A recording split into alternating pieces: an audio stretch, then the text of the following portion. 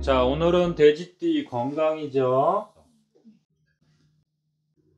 돼지띠는 전체적으로 건강하다고 했죠. 에너지를 흡수하는 힘이 강하기 때문에 곡식, 채식, 육식 대체적으로 잘 드시기 때문에 체질적으로 건강한 편이란 말이에요. 자, 간목이라고 하는 요 에너지에 포커스를 두시면은 돼지띠의 모습이 조금 보이기 시작해요. 물기운이 강해지는 타입이 있고, 요 나무의 기운이 강해지는 타입이 있다. 물기운이 강한데 분산을 시켜줘야 되죠. 순환을 시켜줘야 되죠. 흘러가게. 그러기 위해서는 운동을 꼭 해줘야 된단 말이에요. 또는 저 물기운이 탁해지거나 물기운이 정체가 되면은 이제 물기운이 강한 사람들은 그때서부터 이제 질병 상황이 되겠죠. 물기운이 강하다고 해서 무조건 질병 상황이다 이렇게 직접 대입하시면 안 돼요. 그러니까 사주팔자만 보고 직접 대입하는 그런 공부를 하시는 분들도 있는데 그거는 대단히 위험한 생각이에요. 물론 사주팔자에서 물기운이 너무 강한 사람이라면 당연히 어떠한 치우친 면이 생활에서 나타날 수밖에 없기 때문에 질병 상황이라고 예측을 하셔도 어느 정도는 맞아 들어갈 때가 많이 있기 때문에 그렇게 공부하시는 분들이 그런 재미에 빠질 수도 있어요. 그 강한 물기운을 운동이나 음식이나 여러 가지로 풀어버리면 또 조절이 된단 말이에요. 그러니까 조절이 되는 상황이 있기 때문에 외우시면 안 돼요. 그 다음에 이제 돼지띠가 갖고 태어나는 성분 중에 이 나무의 기운이 있잖아요. 이 나무의 기운이 너무 강해지는 경우에 몸에 진액이 부족해지기 때문에 질병 상황이 되는 그런 타입이 있어요.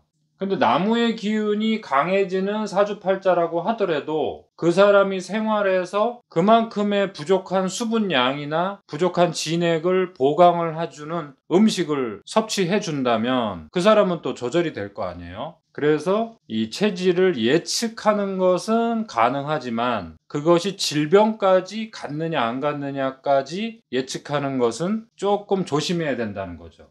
물기운이 강해지는 사람은 평소에는 이제 어느 정도 강할 때는 촉촉하고 피부도 흰색이고 아주 매끄럽고 광채가 난단 말이에요. 근데 이 사람들이 이제 질병 상황이 됐을 때는 이제 냉해지고 습해지는 게 좀 과도하게 된단 말이에요. 그때부터 이제 질병 상황으로 들어가는 거예요. 무조건 질병 상황으로 들어가는 게 아니고, 그 다음에 이 나무의 기운이 강한 사람들은 열을 발생시키는 능력이 강하기 때문에 활동성은 증가하는데 그만큼 이제 음식이나 생활에서 채워주지 않으면 피부나 기관지, 호흡기가 건조해지고 이제 건조해진다는 거죠.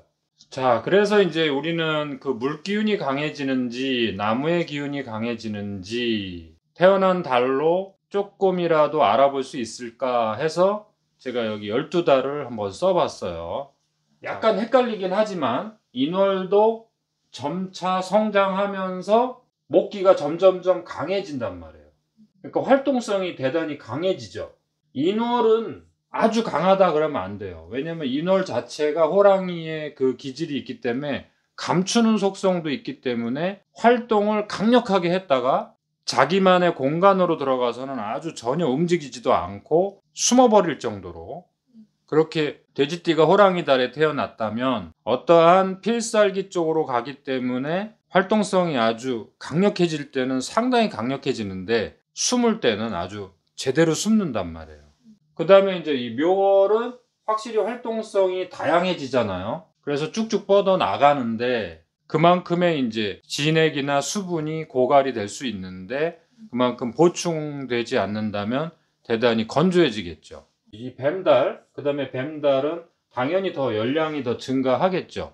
근데 여기서는 이제 조심해야 되는 게 돼지띠가 뱀달에 태어나면은 사해충이잖아요. 육충을 갖고 있는 거잖아요.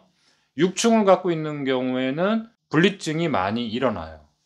사해충이 따라서 무조건 분리증이 일어난다 그러면 안 되지만 현실에서 좀 보면은 돼지띠가 뱀달에 태어나는 경우에는 신경성 질환을 많이 끼고 있단 말이에요. 그래서 분리증이 일어나는데 이 분리증은 조금 어려운 공부예요. 동양의학, 한의학에서도 이 수화분리증이라고 하는데 이 수화분리증은 조금 어려운 거예요. 근데 이제 제가 여기서 왜 수화분리증을 이야기하냐면 돼지띠가 뱀달에 태어났을 때 헷갈릴 수밖에 없는 게 뭐냐면 이 분리증은 이렇게 그림을 그려 놓으세요. 여기 위에는 불이라고 아예 써 놓으시고요. 밑에는 물이라고 써 놓으세요. 그러니까 수화가 분리가 된다 그랬잖아요. 그래서 이름이 분리증이에요. 수화분리증은 여기 위장하고 심장하고 호흡기, 머리, 얼굴 쪽으로는 열이 올라오는 거고요. 그 다음에 소장은 어려우니까 우리가 그냥 대장으로 기억하세요. 대장, 하복부 쪽은 냉해지는 거예요. 아래쪽으로 내려가면 냉해지고 습해지고. 근데 위쪽은 또 두피도 트러블이 생기고 지루성이 된다든가 건조해진다든가 귓바퀴도 가렵고 귓바퀴도 건조해지고 눈알도 기관지도 건조해지고 그 다음에 비염, 코 이쪽에 상부 쪽에 염증이 생기고 하여튼 이 상체 쪽은 불의 모습이 막 나타나는데 하체 쪽은 물의 모습이 나타난단 말이에요. 돼지띠 뱀달은 몸 관리를 잘못할 경우에 분리증이 많이 일어난다 이거죠. 분리증은 치료하기가 쉽지가 않죠. 왜냐하면 두 가지를 다 조절을 해야 되니까 신경성 질환이나 어떤 인간관계에서 얽히는 거 그로 인한 신경성 질환이겠죠. 그것을 대단히 조심해야 되고 그 다음에 장에 나쁜 음식을 먹을 경우에는 이 수화분리증이 더 빨리 일어난단 말이에요. 그래서 항상 장에 좋은 음식을 먹게 해줘야 되고 이 뱀달은 조금 신경 써서 보셔야 돼요. 그 다음에 이제 이 말달도 수화분리증이 걸릴 수 있는 요인이 있죠. 여기는 불기운이고 여기는 물기운이니까 그 수화분리증이 일어날 수 있는 요인이 있지만 뱀달보다는 좀 완화된 수화분리증이죠. 양력 7월달이 이제 양의 달이잖아요. 이 돼지띠가 양의 달인 경우에는 기본적으로는 장질환, 대장이죠, 대장. 그 다음에 위장까지 신경성 소화불량. 양의 달이라는 것은 이제 에너지가 섞이고 그 조절해주는 기능을 대표한단 말이에요. 그래서 돼지띠가 양의 달인 경우에는 이제 기본적으로는 장 질환을 조심해야 돼요. 신경성 소화불량이겠죠. 그 다음에 이제 우리 양력 1월달, 음력으로는 12월달에 해당되는 이 소의 달도 돼지띠와 어떻게 돼요? 축축해지잖아요. 그러니까 냉습해지니까 신경성 소화불량, 과민성 대장 증세, 과민성 설사. 여자분들은 이제 하복부 냉증이니까 이제 생리통까지 갈 수 있어요. 동양에서 그 냉증이라는 것은 기능이 정체된다 또는 혈액순환이 안 된다. 통증이라는 것이 또 만들어진단 말이에요. 그래서 이 돼지띠가 축월인 경우에는 하복부 냉기가 생기니까 남자분들은 이제 과민성 대장 증세 쪽으로 가거나 여자분들은 이제 냉대하, 생리통, 그 다음에 소화불량, 냉증, 하체가 시린 거 이런 거가 올 수 있다는 거죠. 그 다음에 이제 술월 개의 달에 태어난 돼지띠라면 뭐예요? 술의 천라살이잖아요. 돼지띠가 술월이라면 천라살이라는 에너지를 갖고 있잖아요. 이 사람은 그만큼 정신적으로 숙성되고 성숙되고 이러한 장점도 있지만 그만큼 인생살이에서 그러한 또 고통을 겪을 수도 있다 이런 뜻도 되는 거예요. 그래서 돼지띠가 술월이라면은 이제 종교적인 인간관계에서 발생하는 갈등 관계, 자기랑 친밀한 관계에서 발생하는 그 갈등 관계, 그 다음에 이제 이성 문제, 자기 상대 배우자와 그 정신적인 교감이 안 됐을 때 그 갈등 관계가 생긴단 말이에요. 그래서 이제 천라살은 정신계의 고수가 될 수도 있어요. 이게 훈련하고 단련하면. 보통 사람들은 신경성 질환에 걸리기 쉬운 또 그러한 단점도 발생한단 말이에요. 물기운이 한쪽으로 몰릴 경우에 그 세력이 강해진다 해서 무조건 좋다 이렇게 하면 안 돼요. 물기운이 너무 강해지는 경우에는 그 세력 속으로 완전히 빠져들어가서 거기에서 관계가 엉켜버리면 10년, 20년은 아주 그냥 우습게 지나간단 말이에요. 그 과정에서 얼마나 많은 고통을 겪겠어요. 그렇죠? 신경성 질환에 온 몸이 이제 다 약해지고 여기저기 이제 뭐 수술 자국이 생기고 심장 기능까지 정신적인 부분까지도 이제 약해질 수 있는 거죠. 그러니까 에너지가 분산이 된다는 것은 한편으로는 자기의 실력이 넓혀질 수 있겠죠. 멀리 퍼져나갈 수 있죠. 그 다음에 에너지가 모아진다는 것은 나의 세력이 강해지고 내가 집중할 수 있는 힘이 있으니까 좋은 쪽도 발생한단 말이에요. 돼지띠 하면은 결국에는 수분이죠. 그렇죠? 올바른 수분을 공급시켜 줘야 되겠죠. 돼지띠는 바다와 같다. 이 해는 바다 해자를 상상하시면 되죠. 그러니까 바다에 폐수가 모여들면 안 되잖아요. 아주 올바른 물이 모여들어야지 해독이 쉬워지겠죠. 그러니까 우리 몸에도 올바른 수분을 공급해야 되겠죠. 돼지띠한테는 나무의 기운이 중요하다고 그랬죠. 이 나무의 기운은 이파리 음식에 새싹 음식을 잘 드셔야 되겠죠. 배설이 잘 돼야 되니까 당연히 장에 좋은 음식은 12띠 모두에게 기본이라고 했죠. 장에 좋은 음식. 우리가 어떤 건강 프로그램을 보더라도 가장 기본이 뭐예요? 장에 좋은 음식을 먹어라. 장을 튼튼하게 해라. 이게 이제 가장 기본이란 말이에요. 그럴 수밖에 없잖아요.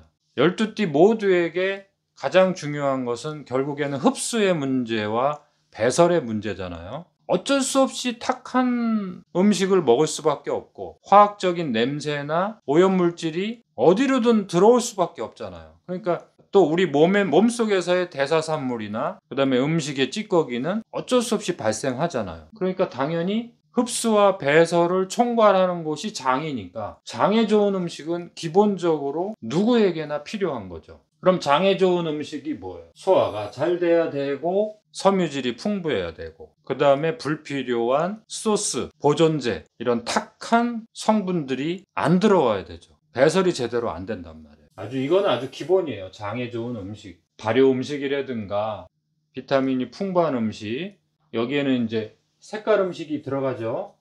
색깔 음식. 우리 돼지띠는 색깔 음식을 더 사랑해 줘야 되죠. 돼지띠의 물기운이 잘 돌아다닌단 말이에요. 돼지띠의 물기운이 잘 돌았다는 것은 어떻게 알면 돼요? 피부가 촉촉하고 소화가 잘 되는가, 그것만 보면 되겠죠. 색깔 음식 아닌 게 없어요. 자연에서 나오는 모든 음식은 색깔 음식이니까 색깔 음식, 그래서 또 외우시지 말고 파프리카, 시금치, 상추, 김치는 뭐 당연히 색깔 음식이죠. 발효 음식이면서 색깔 음식이면서 이파리 음식이면서 당연히 이제 뭐 청국장, 된장 이런 건 기본이죠. 자, 여기 탁한 음식을 제가 써놨어요. 누구나 다 아시겠지만 이 탁한 음식이 오염시킨다. 해, 돼지 해를 오염시킨다. 그러니까 이런 음식을 될 수 있는 한 피하셔야 되고, 어쩔 수 없이 드셨다면 다음날 콩나물국을 먹으면 좋겠죠. 돼지띠를 이렇게 둘로 나눠 봤어요. 기본적으로는 이제 이렇게 두 가지로 나누시면 돼요. 이분들의 특징이 있어요. 이 특징만 아시면 돼요. 대부분은 건강한데 질병에 들어가는 돼지띠를 두 가지로 나눌 수 있다 이거죠. 이 타입은 이렇게 전체적으로 기능이 좀 부족한 거예요. 이쪽은 뭐예요? 평소에는 식욕이 엄청나게 왕성해요. 몸도 평소에는 많이 안 아픈데 이제 갑자기 어디가 통증성 질환, 평소에 조금 건조한 편이고 열이 좀 많은 편이고 또 염증성 질환 이런 게 잘 걸리는 거예요. 이쪽은 진액을 보강해 줘야 되겠죠. 그 다음에 여기는 뭐예요? 이쪽 위에 금수기능 과다. 여기는 기본이 소화불량이죠. 발효 음식부터 효소가 풍부한 음식, 소화 흡수 잘 되는 생강차, 생강하고 대추를 좀 넣으시고 끓여서 평소에 좀 드셔주시는 방법도 있죠. 몸에 좋다는 거 드셔도 여기 흡수가 잘 안 돼요. 이쪽 타입은. 그 다음에 여기 목화 기능이 과다한 쪽은 결국에는 진액을 어떻게 보존해 줄 거냐. 여기에 뭐 술이나 담배까지 갈 경우에는 그 해수가 오염이 된단 말이에요. 그래서 여기는 건강하다가 급격히 질병으로 들어가는 타입이에요. 이쪽은 콩나물 해장국, 고지 시래기 해장국. 콩나물국은 기본으로 알고 계셔야죠. 돼지띠한테 아주 도움이 되겠죠. 그 다음에는 이제 진액 고갈이 된 그 돼지띠는 바다 음식까지 가야 되니까 그 바지락, 그 다음에 미역국은 기본이죠. 장에 좋은 음식을 위주로 해서 이 탁한 음식을 원칙적으로 차단을 해줘야 되는데 현실 생활에서 탁한 음식을 안 드실 수는 없으니까 그 진액 보강을 할 수 있는, 수분 보강을 할 수 있는 음식을 좀 드셔 주셔야 되죠. 돼지띠의 건강과 음식에 대해서 간단하게 우리가 살펴봤어요. 자, 다음 시간에 다른 주제로 만나 뵐게요.